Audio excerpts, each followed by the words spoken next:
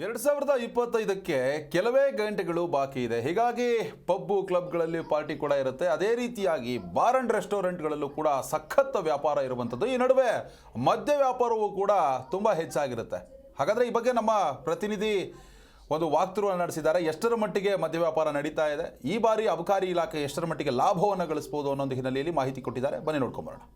ಹೊಸ ವರ್ಷಕ್ಕೆ count down ಶುರುವಾಗಿರುವಂಥದ್ದು. ಇನ್ನೇನು 18-20 ಗಂಟೆಗಳ ಕಾಲ ಮುಗಿದು ಹೋಯ್ತು ಅಂತಂದರೆ ಹೊಸ ವರ್ಷ ಬರುತ್ತೆ. 2025ಕ್ಕೆ ಜನ ಕಾಲಿಡುವಂಥ ಕೆಲಸ ಆಗುತ್ತೆ. ಈ ಒಂದು ವಿಚಾರದ ಜೊತೆಗೆ ಬೆಂಗಳೂರು ಸೇರಿದಂತೆ ರಾಜ್ಯಾದ್ಯಂತ ಕಳೆದ ಶನಿವಾರ ಮತ್ತು ನಿನ್ನೆ ದಾಖಲೆ ಬರೆಯುವಂಥ ಕೆಲಸ ಬೆಂಗಳೂರು ಜನತೆ, ರಾಜ್ಯದ ಜನತೆ ಮಾಡಿರುವಂಥದ್ದು. ಸತತವಾಗಿ ರಜೆ ದಿನಗಳಿತ್ತು. ಜೊತೆಗೆ ನಾಳೆ ಹೊಸ ವರ್ಷ ಕೂಡ ಆಚರಣೆ ಇದೆ.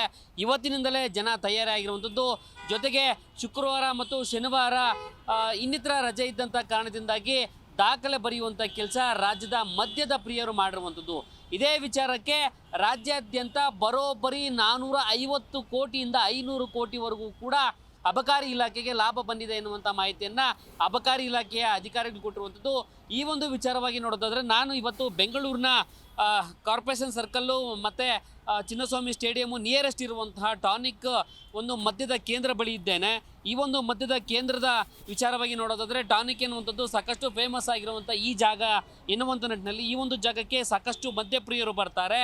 ಕಳೆದ ಶುಕ್ರವಾರ, ಶನಿವಾರ ಮತ್ತು ಭಾನುವಾರ ಇದ್ದ ರಜೆ ದಿನಗಳು ಸೇರಿದಂತೆ ಇನ್ನಿತರ ರಜೆ ಒಂದು ಫ್ರೀ ಇದ್ದಂಥ ಕಾರಣದಿಂದಾಗಿ, ವೀಕೆಂಡ್ ಇದ್ದಂಥ ಕಾರಣದಿಂದಾಗಿ ಬೆಂಗಳೂರಿನಲ್ಲಿದ್ದಂಥ ಜನರು ಸೇರಿದಂತೆ ರಾಜ್ಯದ ಇತರ ಭಾಗದಲ್ಲೂ ಕೂಡ ಸಾಕಷ್ಟು ಮದ್ಯ ಮಾರಾಟ ಆಗಿದೆ ಎನ್ನುವಂಥ ಮಾಹಿತಿಯನ್ನು, ಜೊತೆಗೆ ಈ ಒಂದು ಮದ್ಯ ಮಾರಾಟ ಸಾಕಷ್ಟು ವರ್ಷಗಳ ಕಾಲ ಇದ್ದಂತಹ ಒಂದು ದಾಖಲೆ ಎನ್ನುವಂಥದ್ದು ಏನಿದೆಯೋ, ಕಳೆದ 3 ದಿನಗಳಲ್ಲಿ ಆದಂತಹ ಒಂದು ದಾಖಲೆಯ ಮೊತ್ತದ ಒಂದು ವ್ಯಾಪಾರ ವಹಿವಾಟೇನಿದೆಯೋ, ಮದ್ಯ ಮಾರಾಟದ ವಹಿವಾಟೇನಿದೆಯೋ ಅದು ದಾಖಲೆ ಬರೆಯುವಂಥ ಕೆಲಸ ಆಗಿದೆ ಎನ್ನುವಂಥ ಮಾಹಿತಿಯನ್ನು ಕೂಡ ಅಬಕಾರಿ ಇಲಾಖೆ ಕೊಟ್ಟಿರುವಂಥದ್ದು. ಅಬಕಾರಿ ಇತಿಹಾಸದಲ್ಲೇ ಇದು ಹೊಸ ದಾಖಲೆ ಎನ್ನುವಂಥ ಮಾಹಿತಿಯನ್ನು ಕೂಡ ಅಧಿಕಾರಿಗಳೇ ಕೊಡ್ತಾ ಇದ್ದಾರೆ.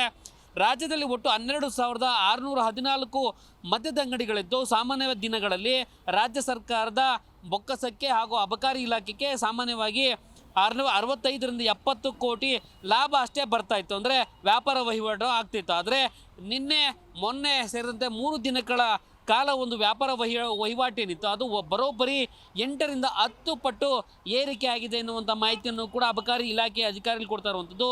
ಇದೇ ಕಾರಣಕ್ಕಾಗಿ ನೋಡೋದಾದರೆ ಈ ಒಂದು ವ್ಯಾಪಾರ ವಹಿವಾಟಿನಿಂದ ರಾಜ್ಯ ಸರ್ಕಾರದ ಬೊಕ್ಕಸಕ್ಕೆ ಸಾಕಷ್ಟು ಲಾಭ ಆಗಿರುವಂಥದ್ದು. ಜೊತೆಗೆ ಇನ್ನೂ ಕೂಡ ನಾಳೆ ನಾಳಿದ್ದು ಹೊಸ ವರ್ಷ ಆಚರಣೆ ಒಂದು ಬಿಂದಾಸ್ ಮೂಡ್ನಲ್ಲಿರುವಂಥ ಜನರಿಗೆ ಸೇರಿದಂತೆ ಬೆಂಗಳೂರಿನ ಬಹುತೇಕ ಬಾರ್ ಮತ್ತು ರೆಸ್ಟೋರೆಂಟ್ಗಳೆಲ್ಲವೂ ಕೂಡ ಇವತ್ತಿನಿಂದ ಫಿಲ್ ಆಗುವಂಥ ಕೆಲಸ ಆಗ್ತಾಯಿದೆ. ಈಗಾಗಲೇ ಸಿದ್ಧತೆಯನ್ನು ಮಾಡಿಕೊಳ್ಳುವಂಥ ಕೆಲಸವನ್ನು ಬಾರ್ನ ಮಾಲೀಕರು ಕೂಡ ಮಾಡಿಕೊಂಡಿರುವಂಥದ್ದು, ರೆಸ್ಟೋರೆಂಟ್ಗಳ ಮಾಲೀಕರು ಮಾಡಿಕೊಂಡಿರುವಂಥದ್ದು.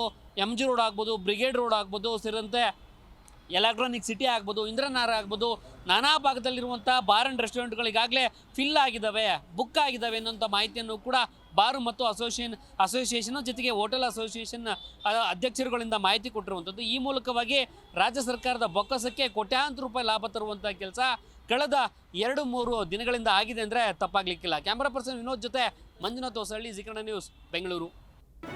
ಜಿ ಕನ್ನಡ ನ್ಯೂಸ್ ಈಗ ನಿಮ್ಮ ಮನೆಯಲ್ಲೇ ನೋಡಿ.